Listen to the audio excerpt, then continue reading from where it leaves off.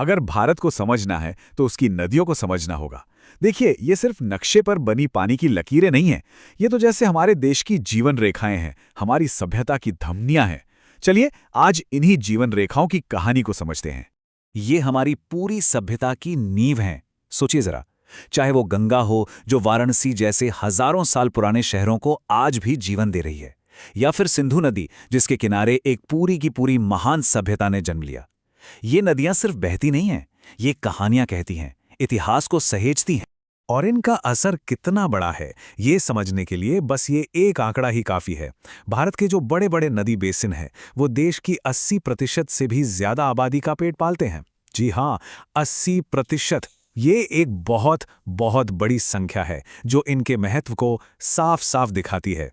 तो इस इतने बड़े और कॉम्प्लेक्स नेटवर्क को समझने का सबसे अच्छा तरीका है इसे दो मुख्य हिस्सों में बांटकर देखना। एक तरफ है हिमालय से निकलने वाली नदियां और दूसरी तरफ है प्रायद्वीपीय पठार की नदियां। और इन दोनों में फर्क क्या है? अरे जमीन आसमान का फर्क है।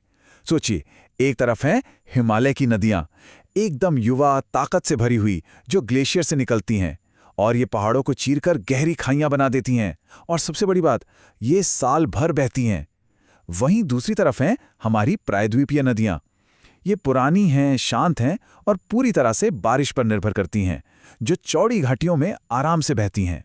तो चलिए सबसे पहले मिलते हैं हिमालय के इन बड़े बड़े दिग्गजों से। ये वो नदियां हैं जिनका जन्म ही बर्फ और हिम से होता है। और इन सब में सबसे पवित्र मानी जाती है गंगा। अक्सर हम सोचते हैं कि गंगा का उद्गम गंगोत्री ग्लेशियर है, लेकिन असल में वहां से भागीरथी नदी निकलती है। गंगा नदी का असली जन्म तो देवप्रयाग में होता है, जहां भागीरथी और अलकनंदा का पवित्र संगम होता है।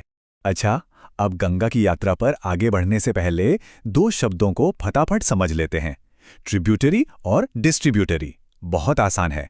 ट्रिब्यूटरी यानी सहायक नदी, वो है जो अपना पानी लाकर बड़ी नदी को ट्रिब्यूट देती है, मतलब उसमें मिल जाती है।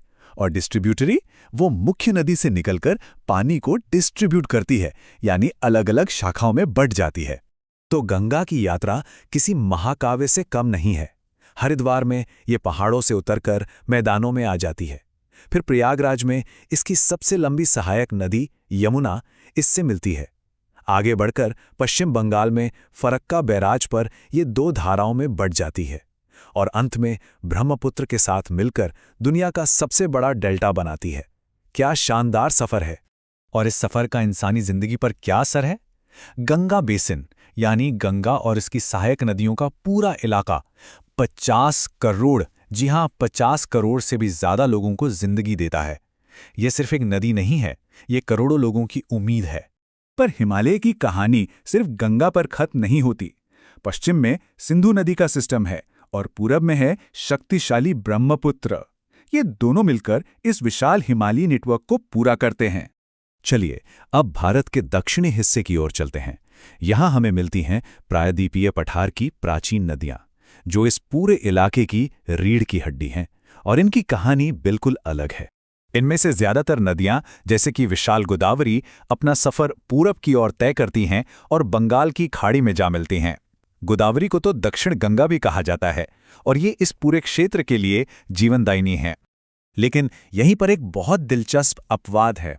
नर्मदा और तापी जैसी कुछ नदियां बाकी नदियों की तरह पूरब नहीं बल्कि पश्चिम की ओर बहती हैं। और क्यों?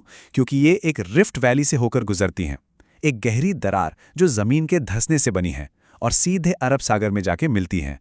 ये दिखाता है कि हमारे देश की जमीनी बनावट कितनी विविध है। तो हमने दो बिल्कुल अलग अलग नदी प्रणालियों को देखा। एक तरफ युवा और शक्तिशाली हिमालयी नदियां, तो दूसरी तरफ प्राचीन और स्थिर प्रायद्वीपीय नदियां। अब देखते हैं कि ये दोनों मिलकर एक राष्ट्र को कैसे थामे हुए हैं। तो सवाल ये उठता है कि ये दो एक दूसरे से इतनी अलग अलग नदियां मिलकर पूरे देश की जिंदगी को कैसे चलाती हैं? और जवाब बहुत खूबसूरत है।